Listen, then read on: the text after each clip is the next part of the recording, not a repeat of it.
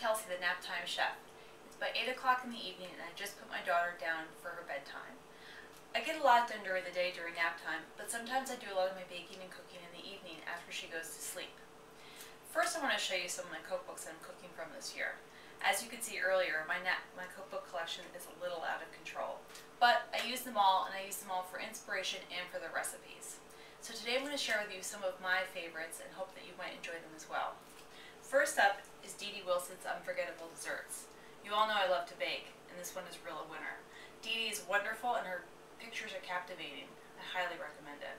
Secondly, I love In Season by Sarah Rabin. It's a visual masterpiece and is dedicated to fruits and vegetables and cooking them while they're in season. I'm not a total locavore, but I very much support seasonal cooking, especially with whatever is fresh at your farmer's market. This is a great one for ideas and for just looking at the pictures. Next up is my favorite, Apples for Jam. I love Tessa Quiros' recipes, and she's a mother of two and a great cook. This is my kind of cookbook. It shows me how she fits her great food and family life while she lives in Tuscany. I had the pleasure of eating at A16 in San Francisco in September, and it is an amazing restaurant. This cookbook is really good too. It's not often that restaurant cookbooks are easy to cook from, but this one really is. I promise you won't be disappointed. And lastly is everyone's favorite, Dory Greenspan's Baking from My Home to Yours. This is a resource that will be in my kitchen for the rest of my life. I've been using it for a few years now and I love it. I've almost made, I think, about every recipe in here. And you know what? I want to go back and do them again. That is how good this cookbook is. Find it, buy it, and keep it safe. You will love owning this. So tonight I'm going to cook from one of my newest favorite cookbooks, Canal House Cooking. I have volumes 1 and 2 here, and I subscribed so I can get the 3rd and 4th in the mail when they come out. They're seasonal cookbooks that you get by subscription, and all the information to get your own subscription is on my website. Tonight I'm going to make the pain d'épices, which is also known as French spice bread. I love to make it because it's easy to do, and we can enjoy it tomorrow for breakfast. So what we're going to do now is bake the pain d'épices, let it cool overnight, and tomorrow morning we're going to have breakfast with my daughter, and she's going to love it. The unique part about this bread is that it doesn't contain sugar. It contains marmalade and honey to sweeten it instead. So how we're going to start off is by dissolving 2 teaspoons of baking soda in the milk and mixing together the honey and marmalade in the first bowl.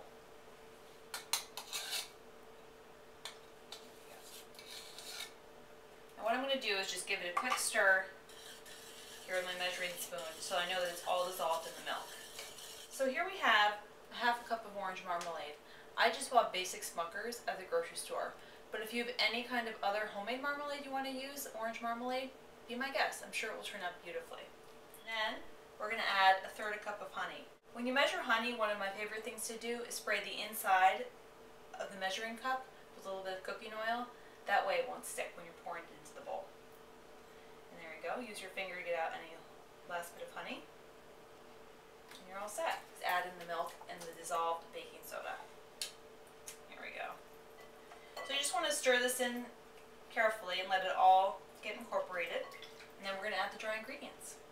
In this bowl, I've measured the flour, the baking powder, and the brown sugar. Now I'm going to incorporate it into the wet ingredients and stir it until the dough forms. It's just like forming any other kind of cookie batter or bread batter, really. And then when we're done, we're going to pour it into our prepared pan and get it ready for baking. That took all of 5 minutes and now my batter is ready. I'm going to bake it at 325 for 1 hour, and then I'm going to let it cool overnight, and we're going to enjoy this for breakfast. Now, I'm going to put this in the oven, and I'm going to catch up on some television.